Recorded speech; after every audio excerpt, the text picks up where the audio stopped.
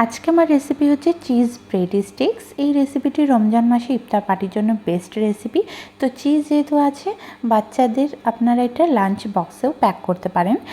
দেখবেন বাচ্চা lunch box finish করবে। এটা খেতে এত টেস্টি হয় এবং সঙ্গে হেলদিও। তো by the way, hi everyone, আমি অনু কুকিং আর্টে আপনাদের সকলকে স্বাগত জানাই। তো চলুন দেখে নিই আজকের রেসিপি। সর্বপ্রথম কড়া নিয়ে নিয়েছি। কড়ার মধ্যে টু স্লাইস ব্রেড দিয়েছি এবং হাফ কাপের মতো মিল্ক অ্যাড করে ব্রেডটিকে একটু মিল্কের সঙ্গে ভালো করে অ্যাড করে নেব।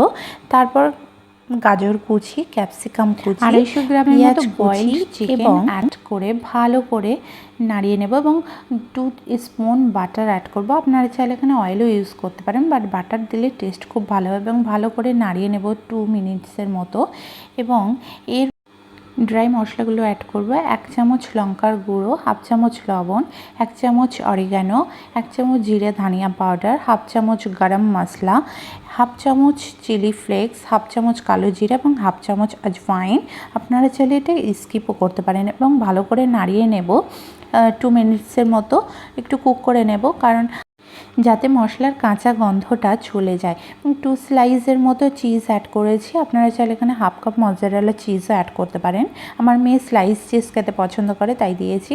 এবং 1 কাপ মিল্ক অ্যাড করেছি, না হলে চিজটা বার্ন হয়ে যাবে। আবার ভালো করে নাড়িয়ে নেব। 2 থেকে 3 মিনিটসের মতো কুক করে নেব লো টু মিডিয়াম ফ্লেমে। ফ্লেম হাই করবেন না, কারণ ফ্লেম হাই করলেই এটি পুড়ে যাবে, কারণ এটার মধ্যে চিজ দেওয়া আছে। সর্বশেষে ধনিয়া পাতা কুচি অ্যাড করে ফ্লেমটাকে অফ করে দেব, এবং তাহলেই আমাদের স্টাফিং রেডি। দেখুন, এবার ব্রেডের সাইডগুলো এইভাবে কেটে নেব। কেটে নিয়ে 2 স্পুনের মতো স্টাফিং নেব, নিয়ে ভালো করে স্প্রেড করে নেব এবং আরেকটা ব্রেড দিয়ে এটিকে ভালো করে লাগিয়ে নেব। নিয়ে কোনাকুনিভাবে 2 দিক থেকেই কেটে নেব, নিয়ে ত্রিভুজের মতো শেপ দিয়ে নেব।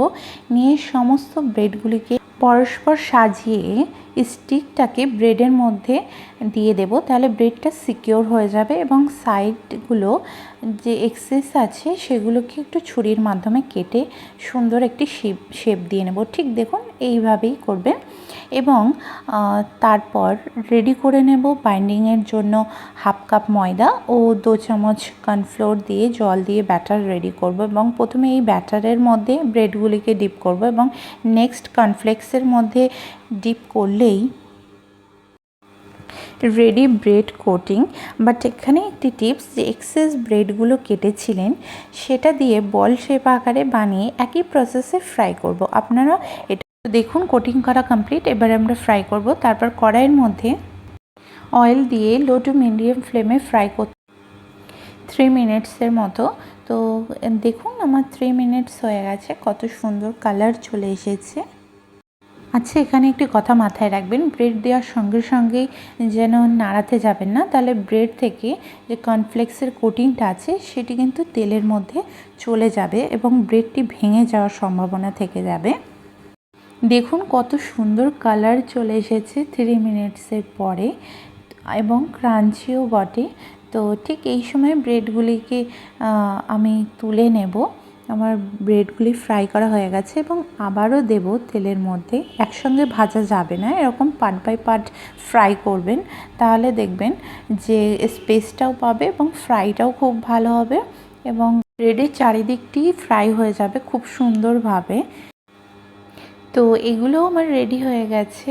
তো রেডি আমার অসাধারণ স্বাদের চিজি ব্রেড স্টিক বা চিজি ক্রিসপি ব্রেড। তো আপনারা সস ও মেয়োনিজ দুটো দিয়েই ট্রাই করতে পারেন। বিলিভ মি, এত টেস্টি হয় এটা খেতে, মনে হবে বারবার বানিয়ে খাই। তো আজকে আমার রেসিপি কেমন লেগেছে, আশা করি খুব ভালো লেগেছে।